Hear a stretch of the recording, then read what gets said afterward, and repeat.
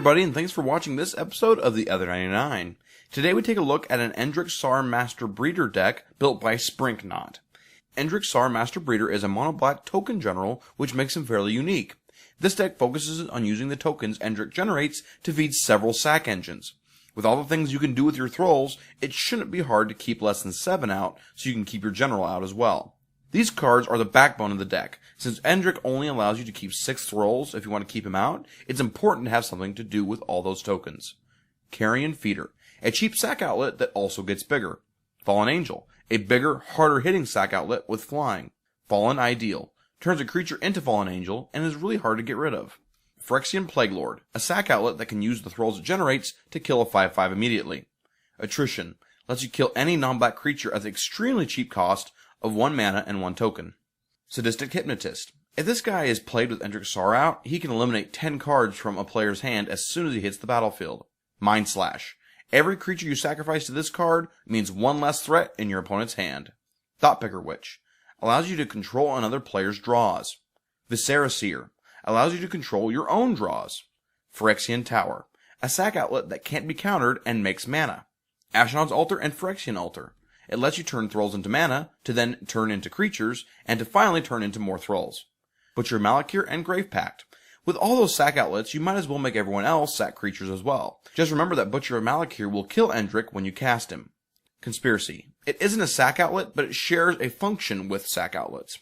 It allows you to keep Endrek out. If you give your thrulls a different creature type, then you won't have to lose Endrek, no matter how many you have, which gives you even more tokens to play with. Attrition is a great card, but it can't be the only removal in the deck. Braid's Cabal Minion. She may get you hated on, but she'll have all your opponents struggling to keep up while you sack insignificant thrall tokens, so who cares? Fleshbag Marauder. A cheap guy that clears up the board a bit. Kuon Ogre Ascendant. At the beginning of the end step, if this deck does what it's designed to do, Kuon flips to become Kuon's Essence, which will make it difficult for your opponents to keep creatures on the board. Devour Flesh, Diabolic Edict, and Geth's Verdict. All help take care of Voltron generals. Black Sun Zenith. Board wipe that can hit hard to remove creatures. Plague Wind. Being the only player at the table with a board position is every commander player's dream. Black has endless options for taking care of creatures, but artifacts and enchantments are a hopeless cause. Luckily, there are several colorless solutions to the problem. Argentum Armor. Lets you remove anything at the table while beefing up a creature. Gate to Phyrexia. It's one of the 2 black cards that can actually destroy artifacts. Lux Cannon. It's very slow removal, but there are some enchantments that just have to be removed no matter how long it takes. Spine of Ishsaw. Removes anything for 7 mana, which feels like a bargain when you're playing mono black. All is Dust. Sometimes the only way to fix a board state is to just get rid of it. When your general is both 5 mana and integral to your deck's game plan, you need a way to keep other players from winning before you get set up. Blood Artist and Falkenrath Noble. With so many creatures going to the graveyard, you can gain enough life to stay out of the range of any aggro deck. These guys also can be a great win condition. Death Greeter. It can't deal damage like the previous 2 cards, but is still an extremely cheap source of life gain. Contamination and Infernal Darkness. Lock everyone else at the table out of their colors. Possibly the biggest benefit of playing black in Commander is tutors, and this deck definitely takes advantage of them. Beseech the Queen, Demonic Tutor, Diabolic Revelation, and Liliana Vess.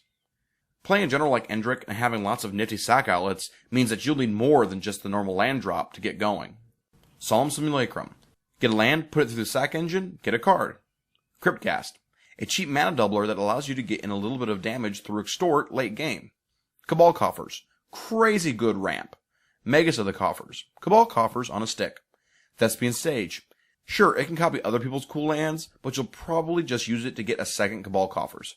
Nirkana Revenant. A mana doubler that can also hit like a truck.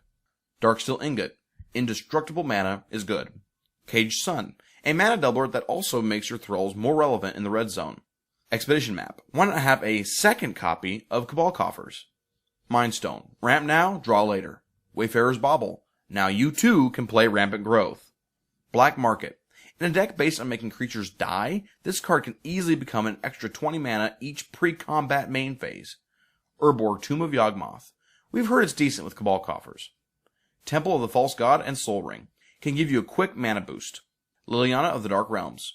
4 mana to guarantee a land drop by itself would be good, but Liliana does so much more. Endrek's thrulls are fun to play with, but they won't do you very much good in combat. These cards will actually help you to win the game. Grave Titan, a hefty body that creates more creatures to either sack or turn sideways. Greater Harvester, it costs you to keep this guy around, but he's a big cheap body that can wipe out a player's board state. Mikaeus the Unhallowed, keeps all your non-token creatures coming back, except for Endrek Sahr, of course. Triskelion, he's only 6 mana, so you'll get to keep Endrek when you cast him, and he's a game-ending combo with Mikaeus the Unhallowed. Tarfiend, cast him, get 6 thrulls, sack 6 thrulls to devour, you now have a 16/16 that removes 6 cards from a player's hand. Ouch. Helm of Possession, sack a thrall, steal a game ender. Eldrazi Monument, makes all of your creatures very hard to remove at the cost of only 1 thrall per turn. Rot Lung Reanimator, gives you infinite zombie tokens to sack if you name Cleric with Conspiracy, which is handy if you want to do something like make an infinitely large Fallen Angel, or make infinite mana with Astronaut's Altar, or kill someone with Blood Artist. Exsanguinate and Consume Spirit, with all that mana you'll produce, these will win you the game. Profane Command, it can kill a player or give you great removal and reanimation options. Rounding out the deck, we have a few utility cards, including some draw power. Skull Clamp, it's powerful in any deck with creatures, but absolutely bonkers in a deck designed to make 0/1s that conveniently die immediately. Necropotence, it's so broken it's banned or restricted in every other format. Phyrexian Arena, not as swingy as Necropotence, but still a constant source of cards. Hell's Caretaker, gets a creature back in exchange for 1 thrall. Volrath's Stronghold, make sure that nothing you own ever stays dead. Lightning Greaves, keep something safe, most likely your general. And finally, for the deck's lands, Beseiju, who shelters all, Caverner of Souls, Reliquary Tower, Barren Moor, and 27 swamps. And now for the strengths and weaknesses of the deck. For its strengths, it controls both the field and the player's hands. It has lots of tutoring and drawing, which means you'll almost always have an answer. It has many ways to lock opponents out of resources. By playing a more obscure general, it makes you appear like less of a threat. For its weaknesses, board wipes will set you back. Powerful enchantments can be a problem. It needs Endrek out on the board to get going. Endrek can't survive creatures that cost more than 6, which restricts available beaters.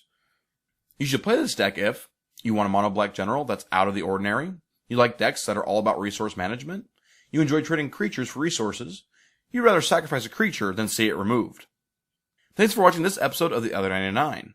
For next time, vote on YouTube, Facebook, and Twitter for either Seton Crozen Protector, Sig River Cutthroat, or Hezazon Tamar. One last thing, Time Go Productions is going to be at Grand Prix Las Vegas, and we will be handing out our sweet tokens with exclusive artwork from Durfington. Come say hi, get a token, and play some Commander with us. Hope to see you there. Until next time, I'm Carson with Time Go Productions, and as always, thanks for watching.